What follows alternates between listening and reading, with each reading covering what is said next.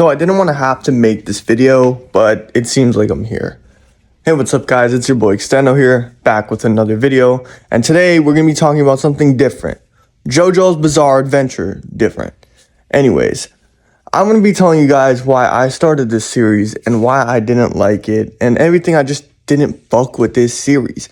Anyways, if you guys like this type of content, please make sure to like and subscribe, and let's get right into this shit. Now, I need to let you guys know how I even started to get into JoJo's Bizarre Adventure.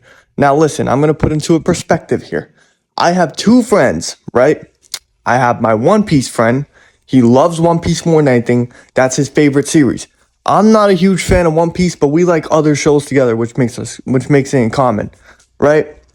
Then I have this other friend who's his friend, but I met him through my One Piece friend. All right, so I met my other friend through my One Piece friend.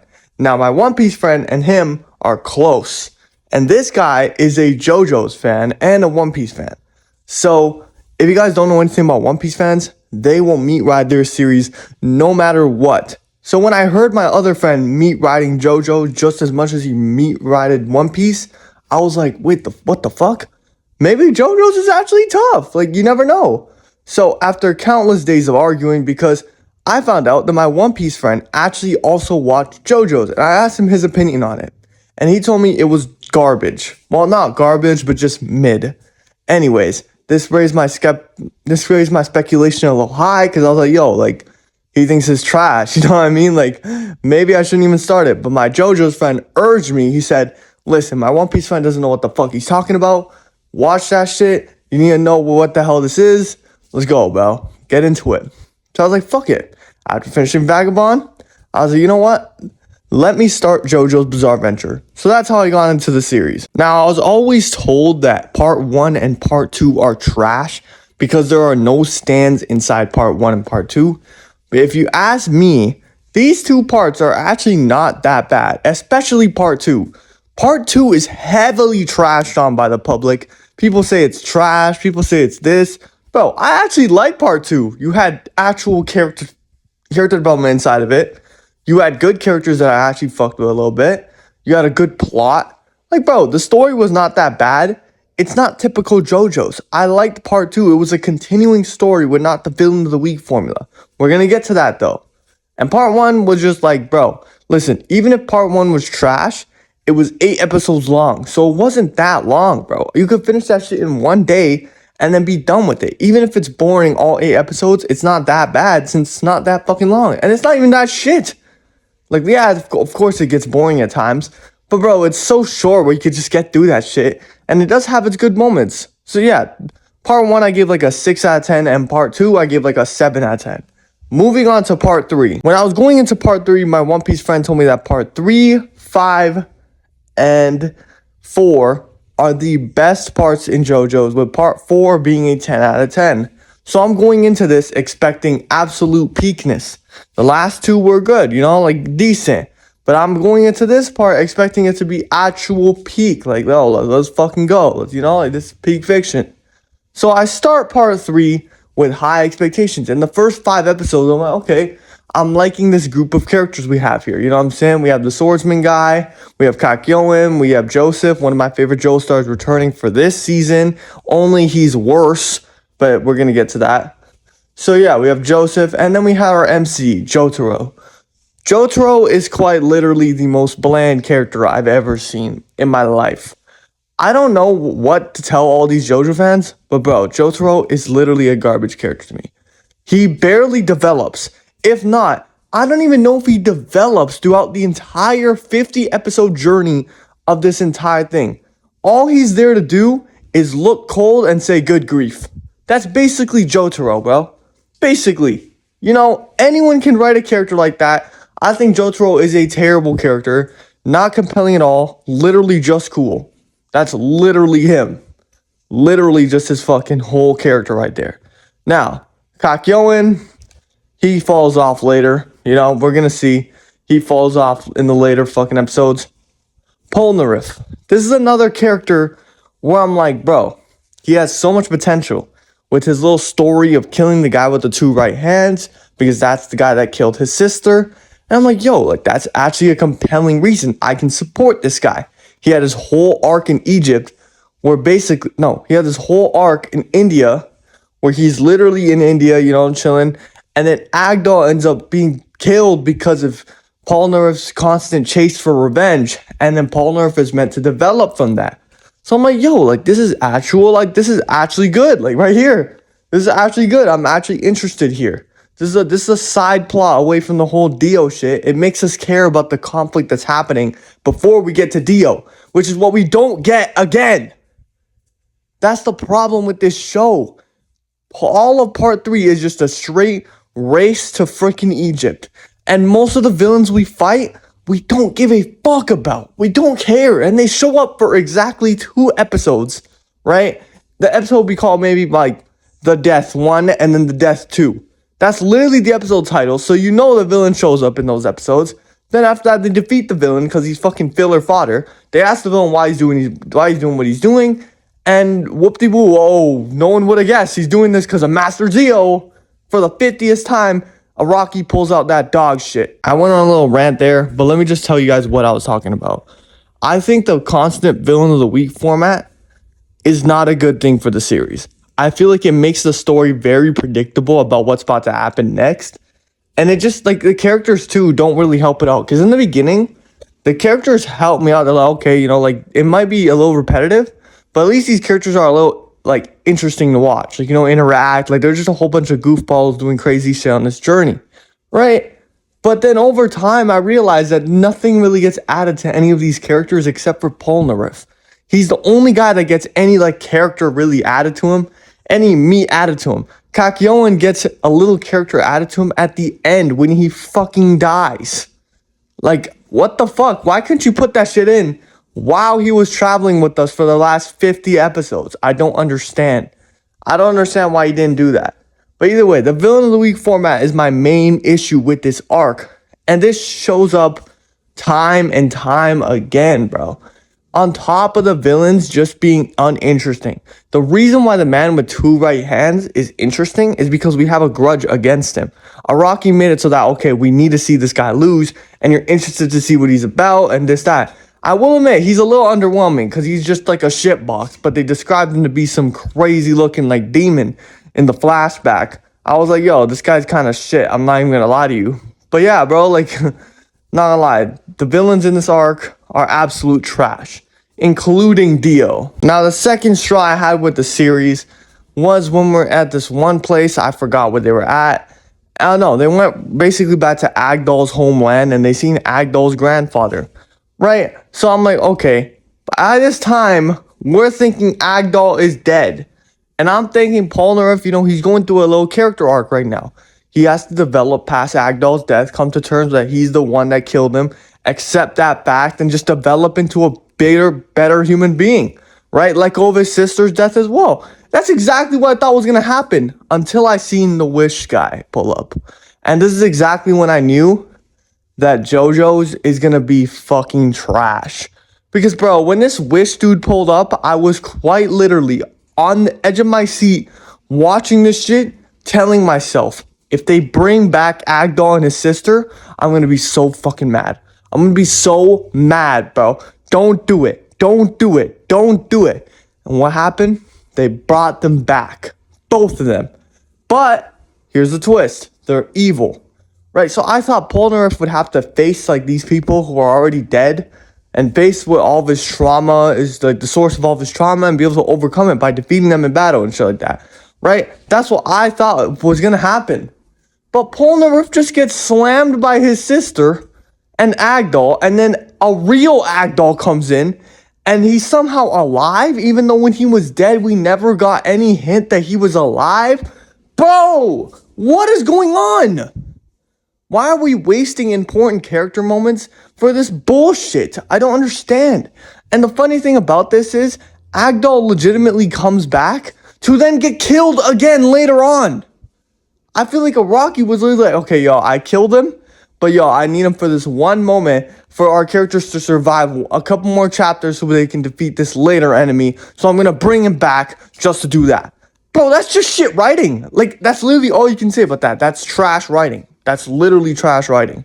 Final nail in the coffin was that I was just watching these repetitive episodes with these bad characters and these wasted plot lines. And I was like, okay, you know, like at this point, this is trash. At this point, this is literally trash, like literally garbage. But I have to get through this shit. So I'm waiting to get to Egypt because I know when they get to Egypt, shit about to get serious. And keep in mind, getting to Egypt, we fought a whole like 9 like squad, like tarot card like squad, you know, that Dio has of enemies. We fought 9 of them, right? So tell me why when we get to Egypt, there's a whole nother 9 fucking squad of enemies ready to fight us before we fight Dio. Someone please tell me. I understand that you want to make Dio seem like this invincible, you know, like influence type of guy. He's meant to have this many people on his back and shit. You know what I'm saying? Meant to have this many people who are strong and shit like that. But bro, I don't understand why we're just rinsing and repeating a villain showing up, defeating the villain in exactly 2 episodes, and then moving on to the next. Bro, why are we repeating this shit-ass formula? If you're gonna repeat the formula, make sure every single villain we meet is actually interesting and we have a reason to care about that fight. But in my opinion, there's no reason to care about most of these fights. They're quite literally filler. You can low-key skip all of these fights, skip to the Dio fight, and you would miss nothing of importance. Almost nothing. I'm being serious. Anyways, this wasn't even the final nail in the coffin because I forgot this last nail in the coffin at the end of the Dio fight. I know you guys probably think I'm about to bring up Jotaro using the world. No, I'm not going to bring that up. Even though that did seem like plot convenience, I'm not going to bring it up because like, bro, just fuck it. Who cares? I'm not bringing that shit up. Now, listen to me. Someone tell me when a person's spirit in JoJo's comes out their body, right? When a person's spirit in JoJo's comes out their body and then crumbles away, would that person be dead? Because if you ask me, that person is dead. So tell me why Joseph Joestar is still alive. Somebody please tell me. Let me know. I'll wait in the comments and tell me why Joseph Joestar was saved. Araki, I do not know why you did this, but this is a terrible writing decision. Joseph Joestar has his own arc already in the previous part. He also came back for this part to be a little useful, and in his death, he had a useful dying action. So why not kill him? I don't understand this part. Usually, Araki's good at killing characters. He kills a lot of characters in part 1 and 2. But now he's just like moving pussy. Why is he moving so pussy? I don't understand. What's going on? But yeah, this was my 3rd nail in the coffin when Joseph Joestar came back to life. Now, let's name all the flaws I have with part 3. The repetitive and linear storyline, the trash and uninteresting villains, the trash and uninteresting characters, the wasted plot lines, and characters returning from their deaths. So that's 5 sins that JoJo's part 3 committed on me.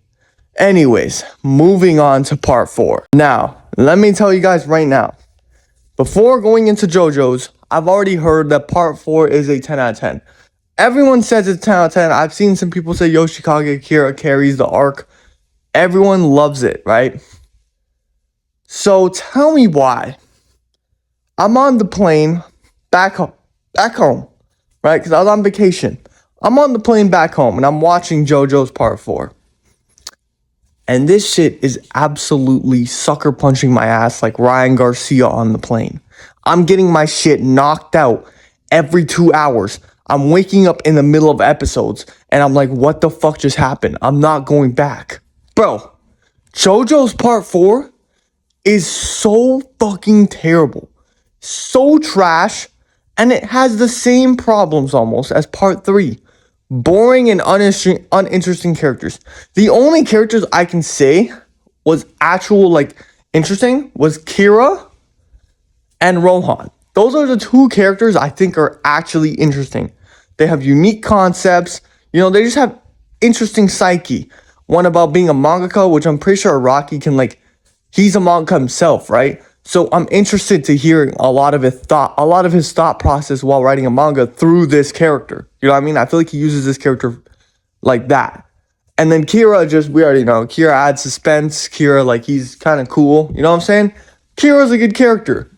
But the thing is, The rest of the cast is trash. I don't even remember that one bro's name with the white hair and that green stand, because that stand levels up every fucking time he fights. I didn't even know stands could level up like that. Am I missing something? I didn't know stands could literally go from, level 1, level 2, level 3. Like, bro, his stand evolves every single damn fight. And I'm just saying, he's still an annoying shitbox. I don't understand how that's possible. But bro, the characters are shit in this whole fucking part. Let's look at the freaking girl character who's just obsessed with this guy. Bro, that's literally her whole character. She's obsessed with this guy, and she's also a psychotic girl. That's it. No, that's quite literally it. Let's look at Josuke Joestar. If you make fun of his hair, he gets mad. You thought I was gonna say anything else? No, he's literally dog shit. No, trust me. He's trash. And the rest of the characters are just dumbasses. What was that other bro's name we fought at the beginning? He's trash too. It's like as soon as he came onto the good guy side, he turned into an absolute peon brain dumbass. And just, I don't give a fuck about him anymore. He's a shitbox. He has one of the best stands and he's trash. Don't make it make sense, bro. Anyways, JoJo's Part 4's characters suck. The plot seems like it's going nowhere until Kira showed up. And it's literally just the same repetitive bullshit. Oh wow, villain shows up. We have to defeat this villain. But what's the overarching story in defeating this villain? Oh, I don't know. Let's just write this shit for this one arc, you know what I'm saying? Then we'll forget about him for the rest of the show. Or he'll come back as a good guy. Because again, we don't take anything serious in JoJo's Bizarre Adventure. And the story is absolute dog shit in every single part. That's literally JoJo's Bizarre Adventure Part 4 in a nutshell. Until Kira shows up. Now, when Kira shows up, I'm like, okay, you know what? Like, listen. This guy, he's making the show interesting for me. Every time he's on screen, I'm locked in. Every time he's not on screen, I'm fucking sleeping. So I'm like, okay, you know what? Kira's the only reason I'm going to watch the rest of this shit. Until I just start seeing this one little stretch of episodes where Kira's, I'm pretty sure, ghost of a dad. I'm not sure how never mind. No, there's no point in me even like saying anything about that. But his ghost of a dad now has the arrow that turns people, that gives people stands, and he's just hitting people with that shit. And I already knew what path that shit was going to go down. We were going to have to fight a whole bunch of minions before we find Yoshikage Kira, then have our final battle. I already knew what was going to fucking happen. So you know what I did? I fucking dropped it. I think I dropped it episode 31, 33. I dropped that trash ass shit. Bro, I couldn't get through it. I see 5 minutes of Yoshikage Kira, and I'm okay, it's actually kind of interesting. But then, bro, the rest of it is just like so many uninteresting characters. The storyline is just absolute, like, it's almost non-existent because it's the same repetitive bullshit happening every single time, bro. And then after they defeat the guys, they magically become good guys. Like, what the fuck? What is this, bro? People told me this was real manga. This is 10 out of 10. If this is 10 out of 10, you gotta read something that's actually good, bro. Because no way you think JoJo's is 10 out of 10. That shit is trash. So after dropping Part 5, I was told not even to watch JoJo's anymore. Part 5 and Part 6 are not as good as Part 4. And they hold the same problems. That's what I was told. So Part 5 and Part 6, I was just like, alright, you know what? Like, since they're in the same JoJo's universe, I can imagine them being the same and holding the same problems that this series always has. So I was just like, fuck it. Let's just skip to Part 7. Now, be granted, I haven't finished Part 7 yet, nor have I even, like, really read it, like, yet. I read 5 chapters, and on the 4th chapter, I fell asleep. Now, listen, I don't know if I'll be picking Part 7 up again. I can't really say anything bad about it. I can say that I like some of the characters' designs, but that's really it, you know what I mean? But yeah, bro, I haven't even really seen Part 7 yet, so if you're coming in for a review like, oh, Part 7 is trash too, bro, you're retarded. No, I haven't seen Part 7 yet, alright? So maybe you guys should let me know in the comments if I should start Part 7 if I hate the rest of JoJo's. JoJo's might be the most underwhelming watch I've ever watched in my life. I never thought I'd find something that I dislike more than One Piece, but no, here it fucking is. And the fans are not as bad as One Piece, but the show sure makes up double for that because it's terrible. Anyways, I hope you guys enjoyed this video. Please make sure to like and comment. Share to any friends who like JoJo's. Make them dislike on this video. Who gives a fuck, honestly? And yeah, just let me know your thoughts on JoJo's down below in the comments. Maybe I'm tripping. Maybe I'm literally insane on all my opinions. And when I'm just a retard, saying shit on the internet. But yeah, man, make sure you guys like and subscribe. And don't know.